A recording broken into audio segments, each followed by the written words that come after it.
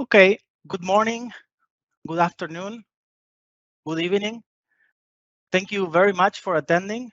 Welcome to this GRAS Sound and Vibration and Audio Precision webinar.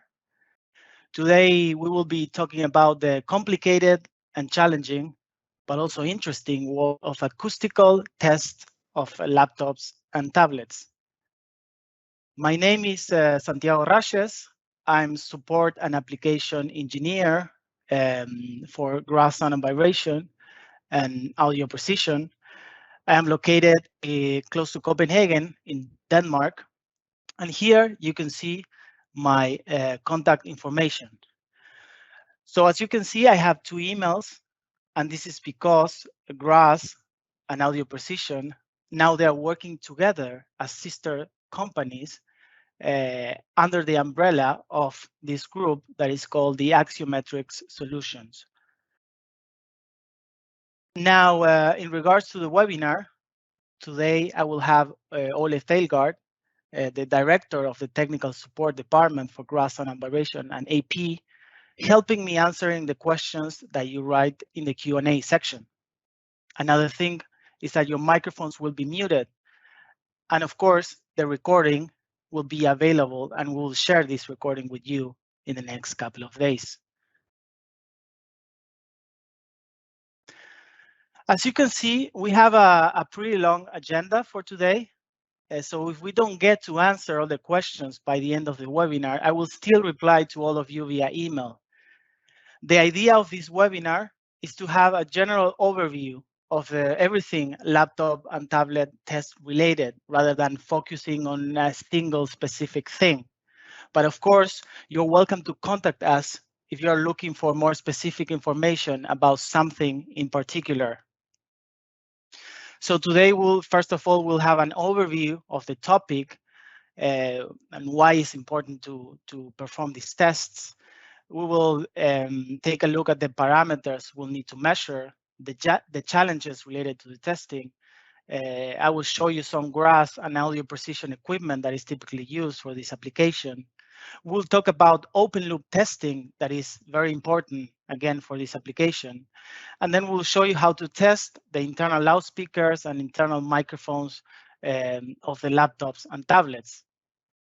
Another important thing is that I will show you, we'll talk about actually about noise measurements and other types of tests that we can do here. So first of all, we need to evaluate why do we have a need to discuss this topic and why is there a need to perform these tests at all, right? It wasn't that long ago that talking about noise measurements or sound quality of computers in general was not even considered by the manufacturers. So when it comes to PCs and laptops, we can say that everything started with noise complaints from the users, actually.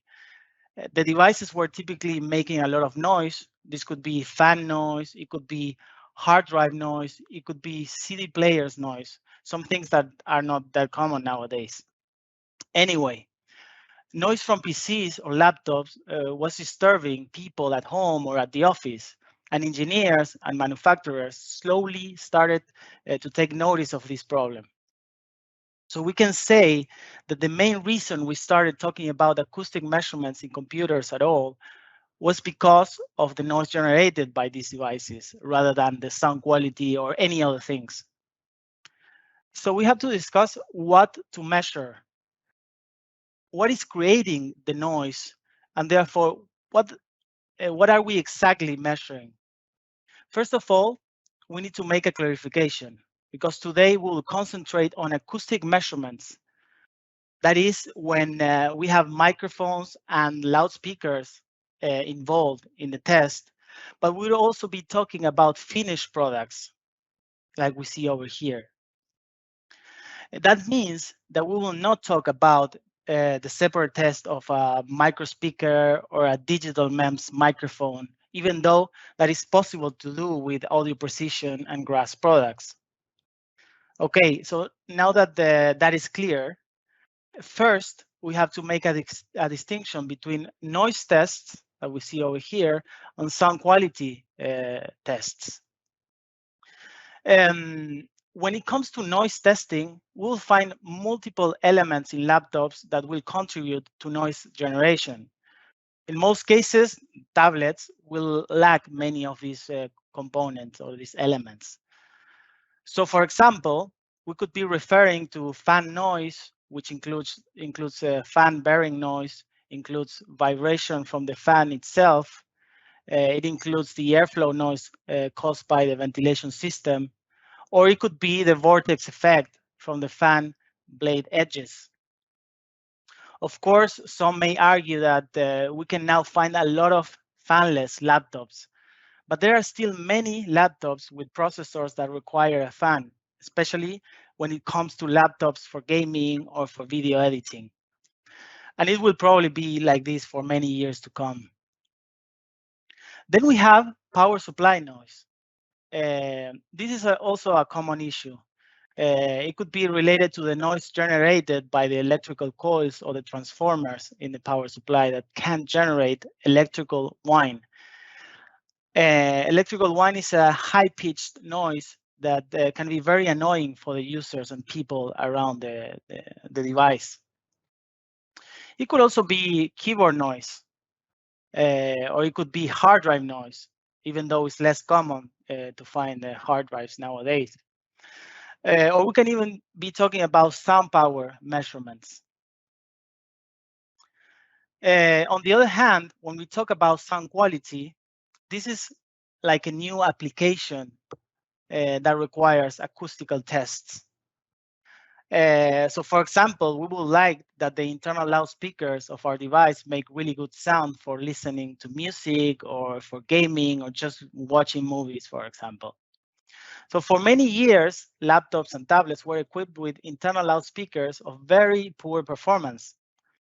But nowadays, or at least with more expensive devices, it is expected that the product will sound good. So we can say that the sound quality of the product is directly connected to the perceived quality of the product, right? Now, when it comes to sound quality, it's also important to note that when I say sound quality, I'm not necessarily talking about psychoacoustic parameters that are used to describe the performance of a device. But I'm also talking about the objective parameters that we use to test the performance of loudspeakers or microphones. It could be, for example, the frequency response of a loudspeaker. It could be the THD, or it could be the sensitivity of the microphone. Another important thing to consider is video conferencing and all the audio calls performed through laptops and tablets. This has become part of daily lives, especially now during the pandemic. And this is why the performance of the internal microphone or microphones is a key for a good video or audio call experience. And then again, an expensive device is expected to have a good performing microphones. And here, last but not least, we can talk about DSP. This is digital signal processing, that plays a big role in improving the performance of internal microphones and loudspeakers. For example, sound enhancement features are used for optimizing the sound reproduction for movies, for gaming, for calls, or music listening. On the other hand, we have active noise canceling, or ANC. These algorithms are used to process the sound picked up by the microphone to remove background noise from the audio recorded signal. And we could also talk about electronic audio performance of a sound card, of a digital to analog converter, of an internal amplifier. But as these are not acoustical tests, sorry, we are not going to include this part on this webinar. Anyway, as we can see, laptops and tablets are packed with acoustic devices, such as microphones for calls, microphones for noise reduction, front speakers, bottom speakers, and even sometimes subwoofers. And the performance of these acoustic devices will greatly affect the user experience, and therefore the acoustical testing of laptops and tablets becomes very relevant. I would like to come back for a second to noise testing. So in the last couple of years, we can definitely tell that this new tendency where silence is now a saleable feature. So not only for laptops, of course, but many devices within consumer electronics. It could be a dishwasher, it could be a washing machine, a refrigerator, whatever. But of course, today we will focus on laptops and tablets. So we can say that silence is now a new luxury. We really don't want our devices to make any unwanted noise, neither at work nor at home. I want my laptop to be quiet. So today, we can say that terms such as sound quality or terms like low noise are now marketable terms that are used by marketing teams around the world trying to sell these devices. Uh, but now it's also time to talk about noise control laws, noise control regulations. And I can say they are particularly important, at least in Europe where I live. So for example, consumer electronics devices such as computers, they have to go through noise measurement tests for certification. An example of this is a new machinery directive 2006-42 EC from the European Union. Uh, this directive has a section about noise control saying that the noise of the device should be assessed in a way that is comparable with devices of the same category. Another example could be the Swedish noise standard, the Stats Control 266. This is from 2004. And it's basically talking about noise emission requirements in terms of guaranteed sound power levels for a variety of IT equipment that includes, of course, laptops or PCs. So these are just some examples of noise control legislation that are being replicated more and more, of course, in different ways, but all around the globe. And this is why we have to pay attention to this. So now I would like to talk about challenges.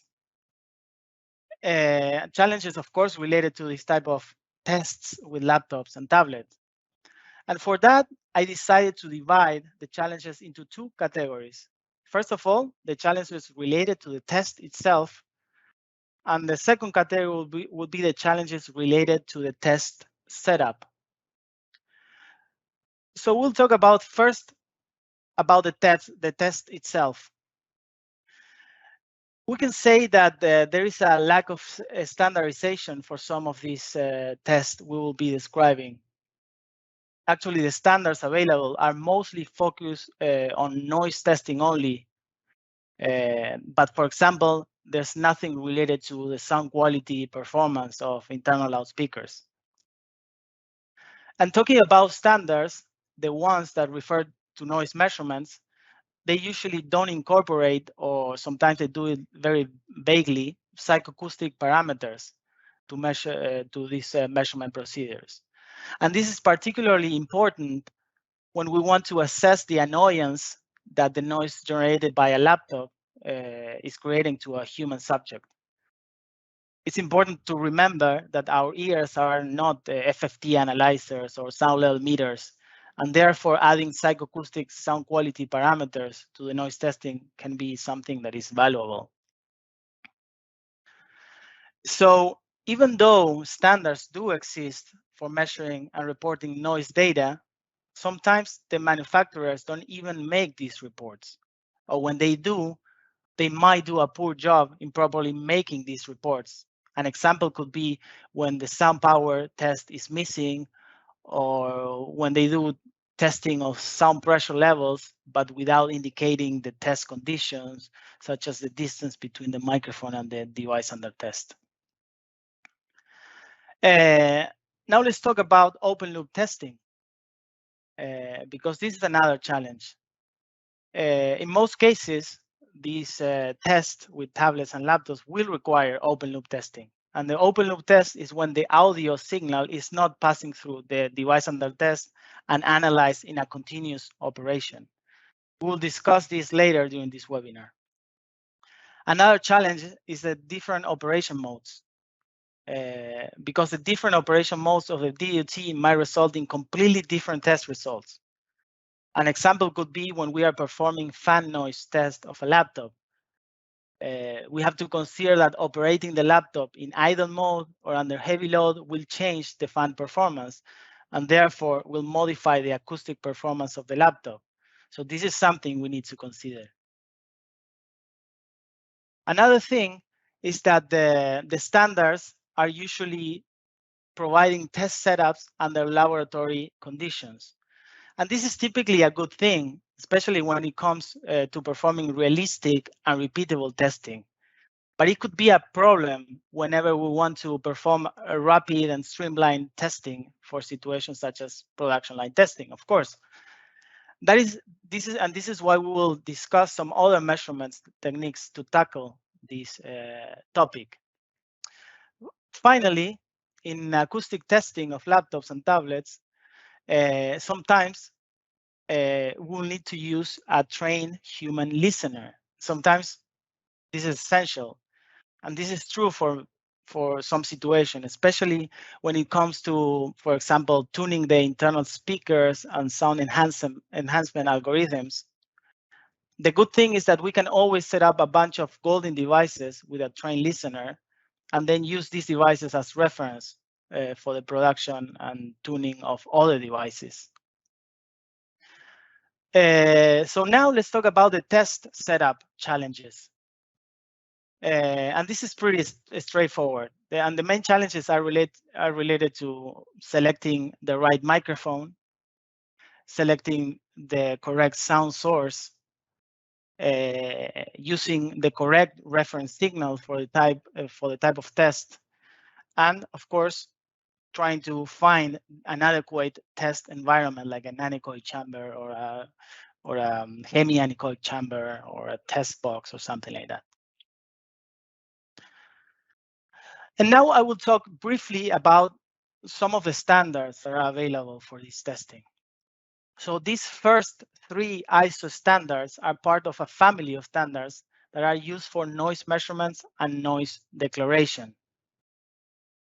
The ISO 7779, that is based on the ECMA 74 standard, specifies procedures for measuring and reporting the noise emission of information technology and telecommunications equipment. And of course, this includes devices such as PCs, laptops, and tablets. The basic emission quantity that this standard is using is the A-weighted sound power level. And this sound power level can be used for comparing equipment of the same type, but from different manufacturers. This A-weighted sound power level from the first standard is supplemented by the A-weighted emission sound pressure level in the ISO 11201 standard. And then we have the ISO 9296.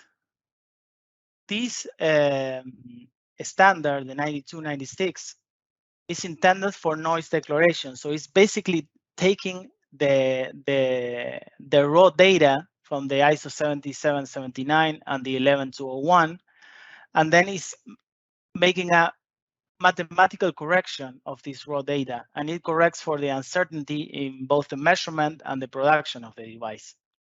So you will typically end up with a level that is a bit higher than what it was actually measured. Then we have this last standard, the IEEE 1329, that is basically providing the means of checking the operational characteristics of a speakerphone under normal operation. And you may ask, how is this related to the topic of the webinar today? Well, the thing is that this standard has inspired many test engineers to use the proposed test setups of the standard to test other devices that are closely related to speakerphones, devices such as smart speakers, laptops, and tablets. So in all these cases, what we can see is that these standards, even though they are at least these first three that are only related to noise measurements, but all the standards I just mentioned and are providing us with valuable setup descriptions that can be used, and they are actually used quite a lot in the industry, for testing laptops and tablet loudspeakers and microphone performance in a repeatable way. So to continue, we will talk about the test equipment. Um, Actually, selecting the right measurement equipment is as important as having the right setup. So for example, we will need to select measurement microphones like the ones we see over here. We might need a mouth simulator like the one we see over here that we can use as a sound source. We might use a head and torso simulator. In the case of GRAS, we have the KEMAR that can be equipped with a mouth simulator inside the head, but it also can be used as a binaural microphone phones or ear simulators in the ear positions. Of course, we can refer to low noise microphones that are very high sensitive microphones used to capture very weak signals. And we have to talk about the test environment, that it could be an anechoic or a hemi-anechoic chamber like the one we see here in the picture, or a test box typically used in production line testing. And last but not least, of course, we always need an analyzer and a software to analyze all the signals we are measuring, of course. So here we can see 3 different measurement microphones. They are made by GRAS Sound and Vibration. These 3 microphones are typically used for the application we are discussing today. For the ones that are not familiar with the concept, a measurement microphone is an acoustic sensor that is based on a condenser microphone capsule, and it is built according to the IEC 61094 standard we see over here. These microphones, or measurement microphones in general, are optimized to have a flat frequency response in a particular sound field. They typically have a dynamic range of around 120 dB, and something that is very important is that these sensors can be calibrated according to references that are globally traceable. So measurement microphones are reliable measurement tools that have a long-term stability for the frequency response and also for the sensitivity. And if we check most standards that are referring to acoustic measurements, these standards will typically refer to measurement microphones for capturing acoustic signals. In this case, we have a single half-inch free-field microphone. Then we have a quarter-inch free-field microphone. And here we have a quarter-inch pressure microphone. The free-field microphone, these 2 microphones over here, are optimized to have a flat frequency response when they are used under a free field or close to free field condition. That could be in an anechoic or a hemi-anechoic chamber. While the pressure microphone, like we see over here, is typically used and optimized to have a flat frequency response when placed in small closed cavities, such as couplers or ear simulators, or also when it's flush mounted to a wall or a surface. It is also used when we have to place the microphone very close to the sound source in the near field of a loudspeaker, for example. The half-inch microphones, like the first one we see over here, the GRAS 46AE, has a bigger diaphragm. This bigger diaphragm is loose compared to a quarter-inch microphone. The quarter-inch microphone, on the other hand, will have a small and very tight diaphragm. And the tighter the diaphragm, the more difficult will be to move this diaphragm. And this is why smaller quarter-inch microphones have lower sensitivities compared to a bigger half-inch microphone. We can see here the half-inch microphone has a 50 millivolt per Pascal sensitivity, while the quarter-inch microphone has an 18 millivolt per Pascal or 3.6 millivolt per Pascal sensitivity. So the lower the sensitivity, the higher the noise floor of the microphone. And this is not good, of course. And we can see it here. The quarter-inch microphone have a higher noise floor than a half-inch microphone.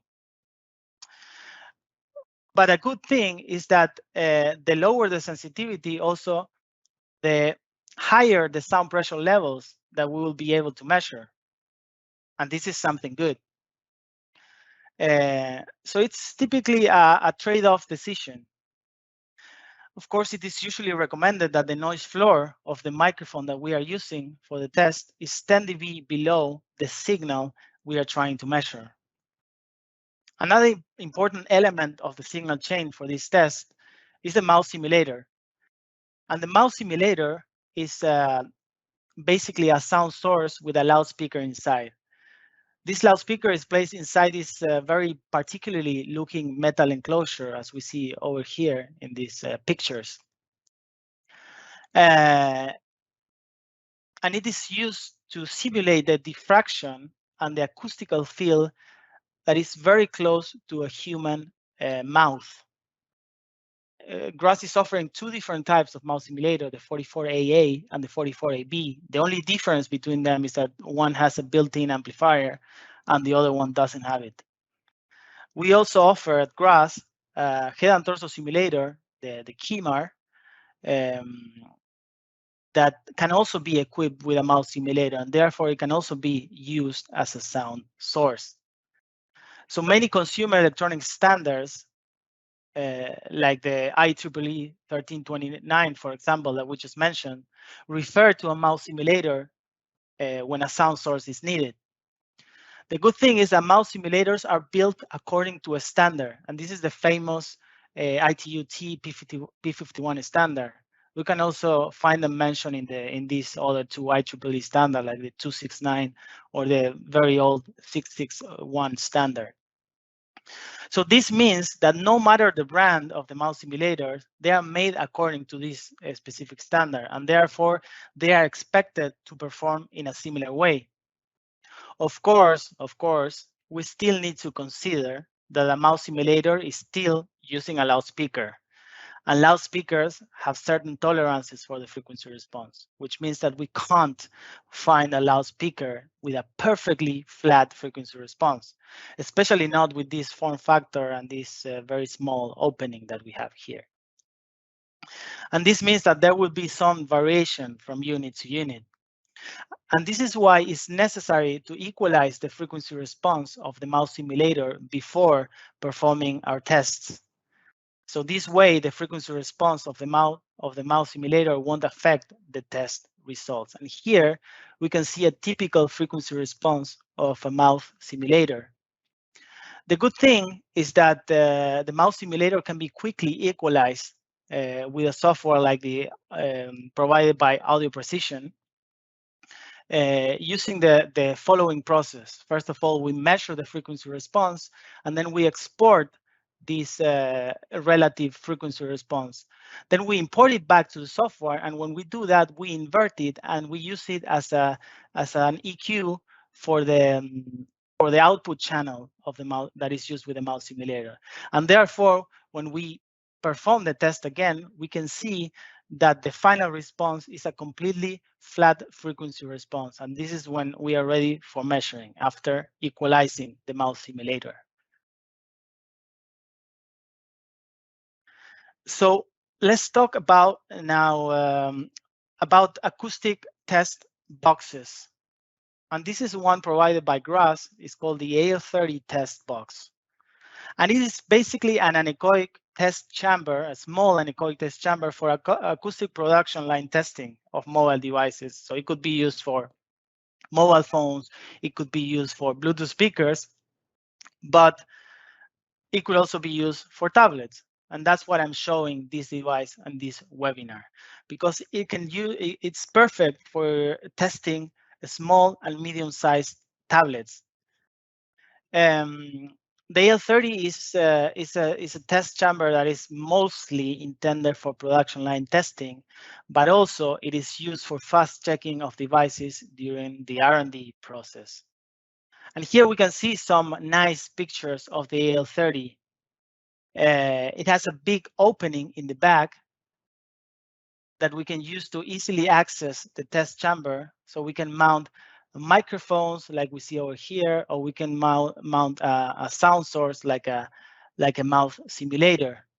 In the front, it has a drawer. And when we open the drawer, we can see that we have telescopic arms where we can place device under test holders. These holders can have different form factors to perfectly accommodate the shape and size of the device that we are testing.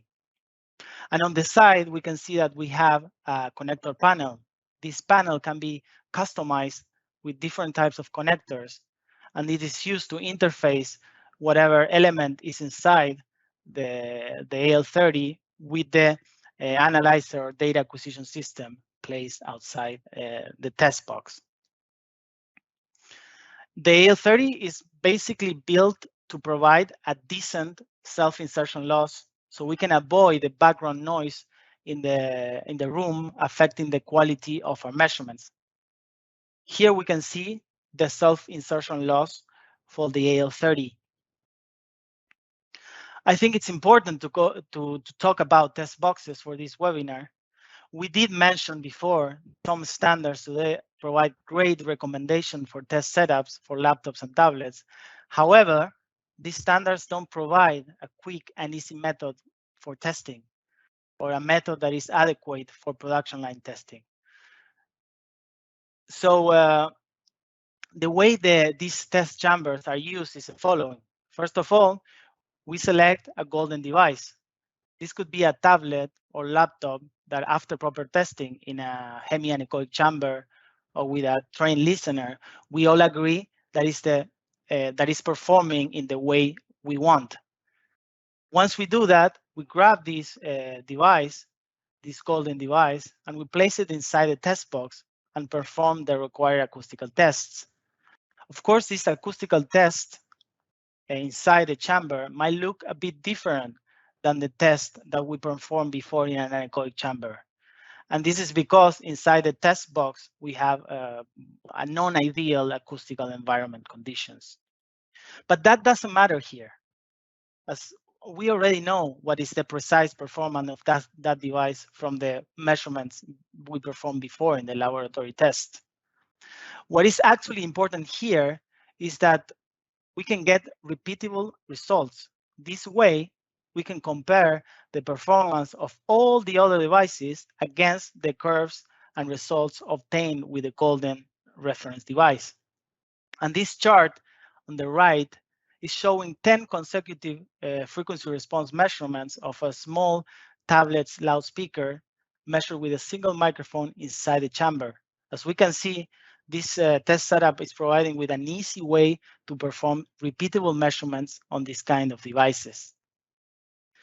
So now it's time to talk about audio precision analyzers. We call them the APX analyzers. And APX analyzers, as you can see in these pictures over here, are coming in a large range of configurations, sometimes with more or less analog outputs and inputs, with or without digital inputs and outputs, with different performance in regards to the noise floor or the signal generator specifications. But all these analyzers you can see here are running exactly the same software that we call it the APX 500 software. But today, I want to concentrate on this device we see over here, that is the latest addition to the audio precision family of analyzers, and it's called the APX 517 audio analyzer. This analyzer is specifically designed, configured, and priced to meet production line testing needs. But thanks to all the great features that it has packed in the same box, it is commonly used in R&D testing as well, and for acoustic testing in general. And here we can see some of the features that make the AP17 a perfect solution for acoustic test. First of all, we have a 35 watt audio amplifier that we can use to power any sound source like a mouth simulator. Then we have 2-channel microphone analog input that we see over here. These analog inputs for microphone, they come equipped with power supplies. It could be CCP IEP, but also plus 48 volt phantom power. So we can provide the supply for our measurement microphones without the need of having any other external equipment. The device is also TEDS compatible, so we can use TEDS in the measurement microphones to quickly calibrate the measurement channel. We also have a 2-channel headphone amplifier that we see here. If we happen to want to make headphone testing, it's going to be perfect. Otherwise, it can just be used as another analog output. And then we have the digital I/O module. This is not relevant for this webinar, but we have to consider that having a digital I/O module is very valuable, and this can be configured in many different ways. We can have, as we see here, with a Bluetooth input-output module. We can have HDMI audio. We can have AES SPDIF. We can have PDM or digital serial I/O. Um, so these are definitely capabilities that are more than welcome for electronic audio tests of laptops and tablets as well. So we just said that every APX analyzer is equipped with a software that we call the APX 500 measurement software from Audio Precision. So basically, the APX 500 software is an intuitive and easy to use software that comes with a large number of pre-configured measurements, so you can develop a sequence of measurements very quickly. Then we can generate full tests consisting of many measurement parameters. The software also offers two easy to use modes, the bench mode and the sequence mode. And here we can see the difference between how it looks in the bench mode and the sequence mode. The sequence mode allows users to add defined measurements to a navigation tree and then run this series of measurements in an automated procedure that we call a sequence. And this is very useful in production line testing, for example. On the other hand, we have the bench mode. And in this case, the user gets a configure, a signal generator, an analyzer, a lot of different types of meters, a sweep engine, and a time recorder. So it's basically used for real-time visibility of the device behavior. So we can say more or less that the bench mode is basically the AP software, but without the sequencer. So we can say that the AP software is one of the most advanced audio measurement interfaces available in the market at the moment that allows to use to make very quite complex procedures, including user prompts, measurement limits, as we can see here, some measurement limits. We can call for external applications, and everything can be created directly in the graphical user interface without the need of any programming.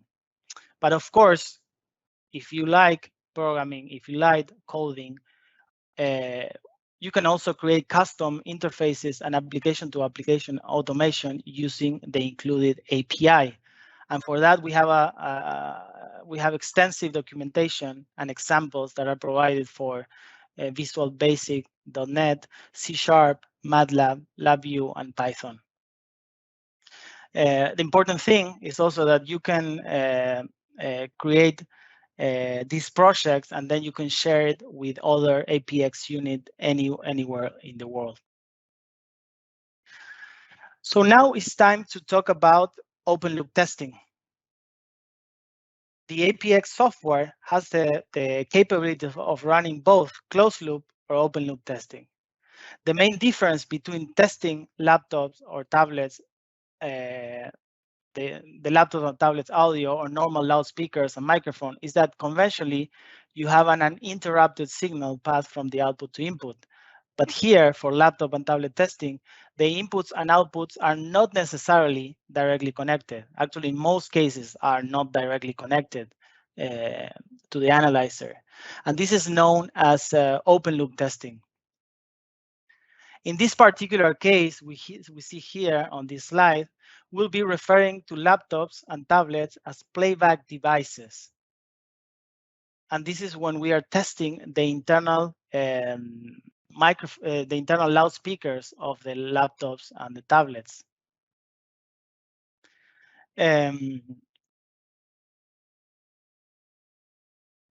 So here we basically this is the basic procedure. We have our device under test. that is a laptop or a tablet. We then configure our signal generator in the APX software, in the computer that is running the software.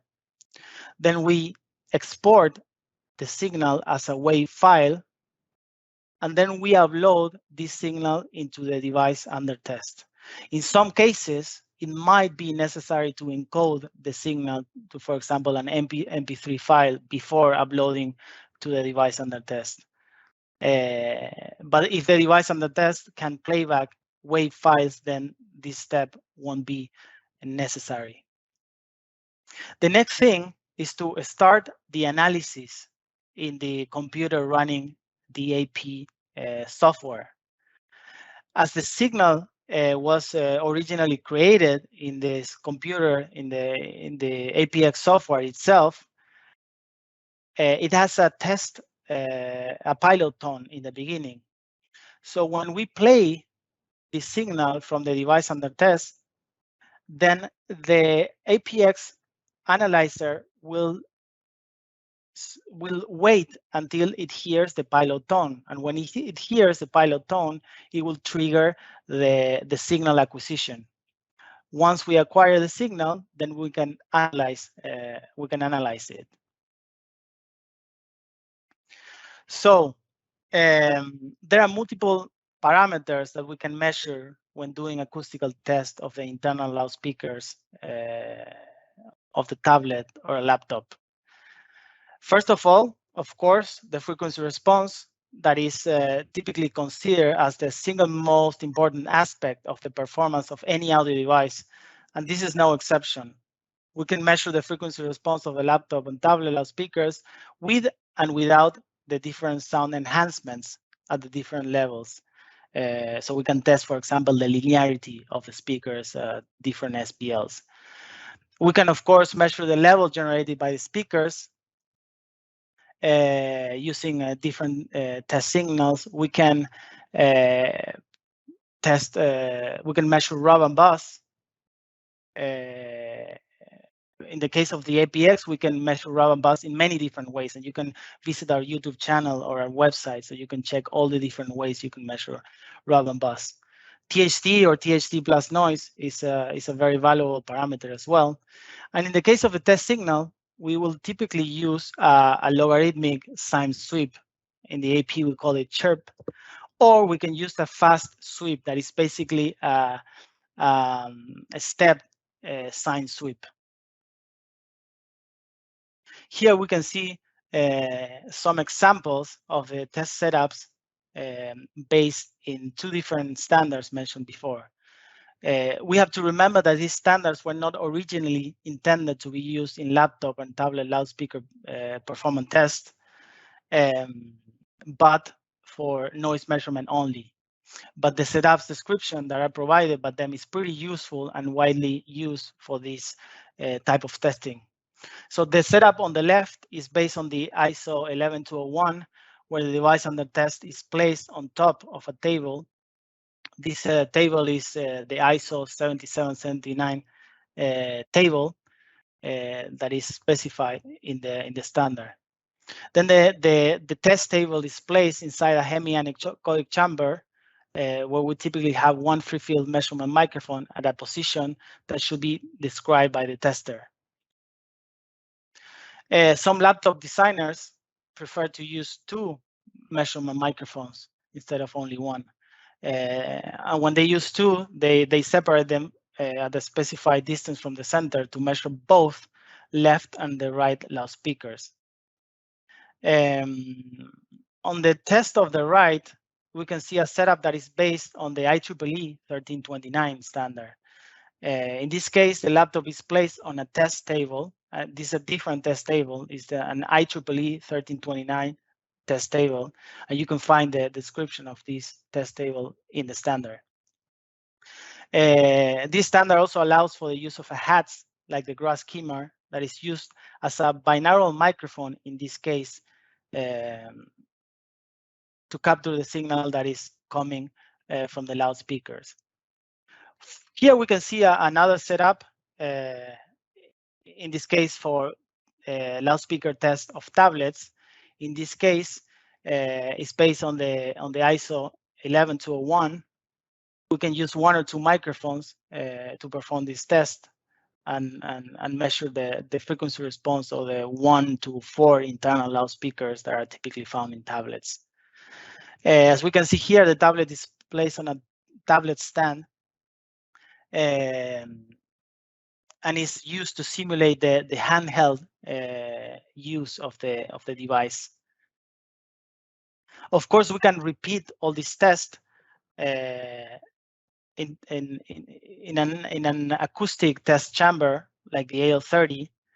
As we discussed before, production line testing will require the use of a faster and streamlined process rather than a realistic and time-consuming laboratory setup. And therefore, the GRAS AL30 could be a perfect solution for something like this, like a tablet test.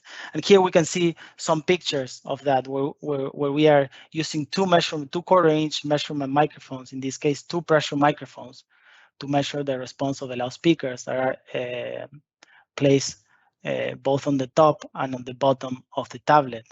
And then we have a mouth simulator that is used to test the performance of the microphone that we see over here. And now it's time to refer to the laptop or tablet as a playback device. Before, it was a recording device. Now, as a playback device, it means that we will be discussing the open loop procedure for internal test of the microphone or microphones in plural performance test. So in this case, we have to configure the generator. In this case, this is we are going to measure the response of the microphones of the laptop or the tablet.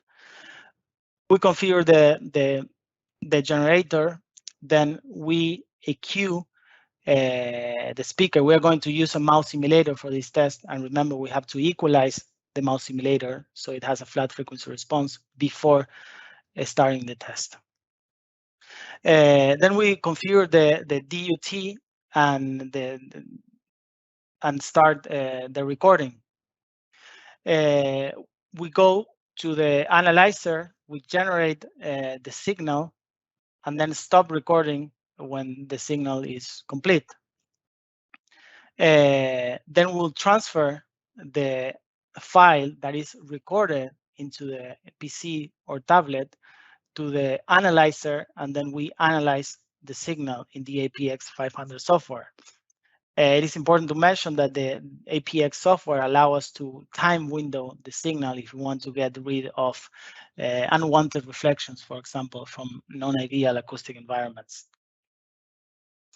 In the case of the microphone test, we can, of course, again, measure the frequency response, but in this case, it would be the frequency response of the microphone or microphone arrays in the laptop or tablet. We can measure the sensitivity of the microphone just to check that the sensitivity value is still under certain tolerances after the laptop is assembled, for example. We can measure the phase response that is of the microphone or microphones. This is particularly important for microphone arrays that are placed inside laptops and tablets, because these arrays are typically used with beamforming or ANC algorithms to increase the directionality of the array or to reject unwanted background noise from voice calls. Signal to noise ratio is also another useful parameter to measure. And just as we mentioned before, we can use both logarithmic sine sweeps or fast step sweeps for these signals. But we can also use speech signals or music signals. And the APX 500 software can use speech or music signals to obtain a transfer function of the DUT. So this way, we can still perform acoustical measurements in devices that have issues passing sine signals through. And here we can see 2 different setups, one for laptop and one for tablet. They are very similar to the setups I showed before, but in these cases, as we are testing the microphones, we'll be using a mouth simulator to play back the signal generated by the AP software, and that will be captured by the microphone in the laptop or the microphone in the tablet. The same setups or similar setups can be reproduced using the IEEE 1329 standard. In this case, the setup is made in a fully anechoic chamber. We use the ISO 13, the IEEE 1329 table, sorry, for these measurements. And of course, this IEEE standard allows us to use hats also for the measurement, and not only a standalone mouth simulator. And as I mentioned before, we can also perform this test procedure for laptops and tablets inside test chambers for production test. In this case, the microphone inside the chamber could be a quarter-inch microphone if we have problems with space. It can be used for not only for equalizing the mouth simulator, but it could be used, for example, to test the noise floor inside the chamber. So for example, we can make a sequence in the APX software that measures the noise floor right before we start with the measurement. This way, if we measure a noise level that is higher than X amount, we can warn the operator to avoid performing the test at that moment. Okay, so now it's time to talk about noise tests. So before, we have been discussing sound quality and performance of the loudspeakers and microphone inside laptops. And now we're talking about noise. Here we have a list of possible noise sources that I already showed before, such as fan noise and airflow noise, power supply noise, keyboard noise, hard drive noise, and sound power. Of course, we are not going to discuss every test here today because we don't have time, but you're welcome to contact us so we can discuss the different applications and evaluate the needs of the setups that are specific for all these different types of tests we see here. But anyway, all these noise tests that were mentioned in the previous slides are typically measured using a setup like this one. And this is a setup that is based on the ISO 11201 standard. And this setup is used to measure the noise of the device and the test at the operator's position. The ISO test table is once again used, and we are making this measurement or performing the measurement in a hemi-anechoic chamber. The device under test is placed on top of this test table, and a free field measurement microphone is placed in the operator's position. And this operator position, according to the standard, can be different depending on the device. The important thing is that the specific position that we use has to be reported in the test. The ISO 11201 also allows for the possibility of testing the noise of devices from a bystander position. And this is to see how the noise of a device, such as a laptop, can influence the acoustic environment around the device in a workspace or a home environment. So the test setup, again, is using an ISO 7779 test table to hold the device under test. This measurement is performed inside a hemi-anechoic chamber. And if we want to replicate a test like this, we'll have to use another AP analyzer with more than 2 channels. In this case, we have the APX 526 that has 4 channels. This analyzer doesn't have power supplies for measurement microphones as the APX 517. So in this case, we're using a GRAS 12BB power module, 4-channel power module for powering or for driving the measurement microphones.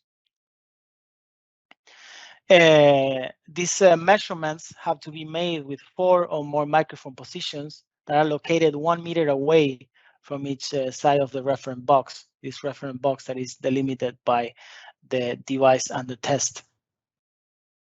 And the height of the microphone is around 1.55 meters above the ground plane. Of course, for more details, you have to refer to this standard. So I already mentioned before low noise microphones. And low noise microphones are also important for these applications, especially when we want to test the noise that is very close to the noise floor of the microphone. Sometimes it is required to measure down to or below the threshold of human hearing.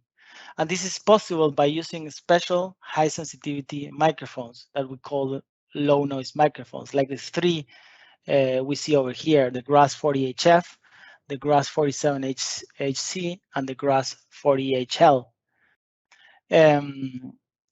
Here we can see an example of how and why low noise microphones are useful tools.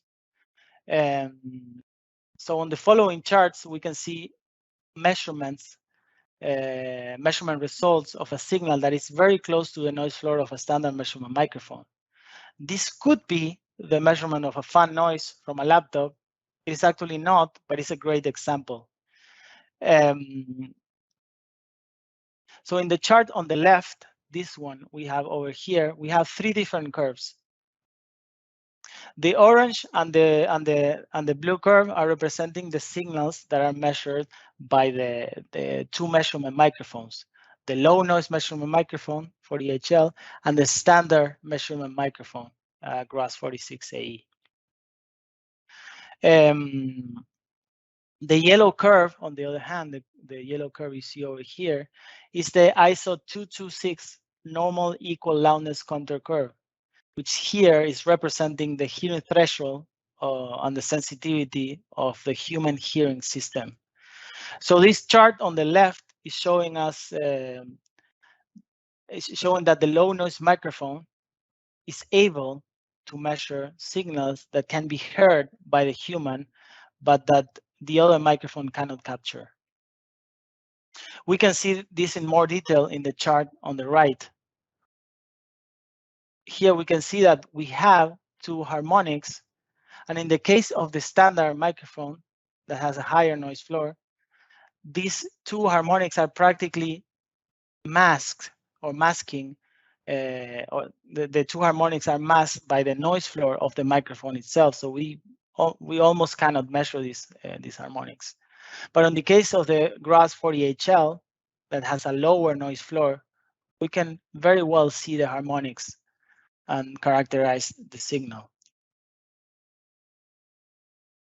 And talking about low noise microphones, here you can see a lot of them in use, particularly the GRAS 40HH and the GRAS 40HF.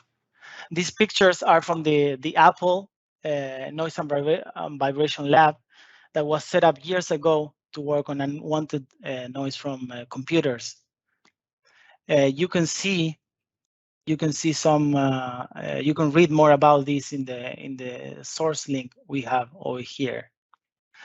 But I think it's important from this picture to note that particularly in the first picture, you can see hints of a setup that is based on the ISO 11201.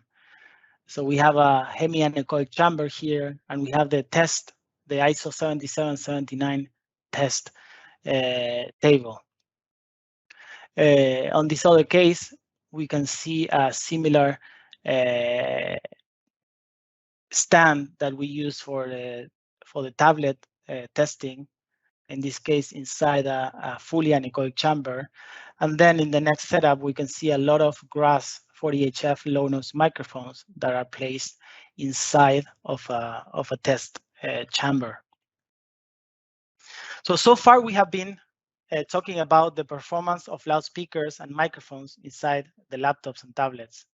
Then we discussed the different methods and parameters to measure related to the noise testing of the different sources in laptops, for example. But we are missing talking about sound and speech quality and intelligibility. We mentioned during the test challenges slide that standards for noise testing usually don't take into account psychoacoustics and sound quality parameters. And I'm not going to get into details here, as this can be a topic for a completely different presentation, and we don't really have much time left. But I think it's important to know that the APX 500 software made by Audio Precision offers the possibility of performing tests such as PESC and Polka. The APX also incorporates the possibility of performing a speech intelligibility test that is following the ABC MRT and the STIPA test, or the STIPA, whatever you call it, test. A test setup example for measurement like this is shown here on the right. We are not going to describe this type of setup now, but you're welcome to contact me if you're interested in exploring a solution like this one.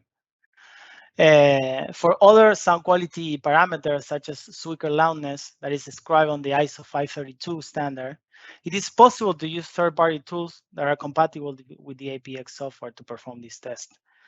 We can also see here a GRAS KEYMAR head and torso simulator that can be configured with microphones in the ear canal instead of ear simulators. And this setup is used for sound quality tests. So for example, this way we can record with a KEYMAR noise signals that are coming from a laptop and calculate loudness, or we can record the signals to play back to a jury of human listeners for subjective evaluation of the recorded signals. And this is the last slide. We shouldn't forget about sound power noise testing. Remember, when we started the presentation, we talked about the ISO 7779 standard. This standard is referring to these three ISO standards, 3741, 44, and 45, for sound power testing using a hemisphere kit. GRAS does sell hemisphere kits. We have 1 meter and 2 meter radius hemisphere kits with 4, 10, or 20 channels. Here you can see some examples of the GRAS hemisphere kit in use. In the case of Audio Precision, we do not provide software for sound power measurements, but for an application like this, we can rely on the hardware and software of another company within the Axiometric Solution Group. This company is a German company called IMC Test and Measurement, which is a sister company of GRAS and Audio Precision, and provides the hardware and software that can be used in combination with the GRAS hemisphere kits for the sound power testing. So you are welcome to visit the IMC Test and Measurement website for more information about that. And we are now just in time to finish. This is all for today. I want to thank you very much for attending this presentation. Once again, my name is Santiago Raches. I'm a support and application engineer for GRAS Sound and Vibration and Audio Precision. Here you also have my contact details where you can contact me for anything related to this presentation or anything related to GRAS and Audio Precision. Remember that we'll be sharing a recording of this webinar with all the attendees in a couple of days from now. I'm going to stay for a couple of minutes more to answer all the questions, to write the answer of the questions in the Q&A. But if we don't have time before the end of the session, and I don't reply some of your questions, I will do that via email later. I hope you all have a great day and see you next time. Thank you very much for attending once again.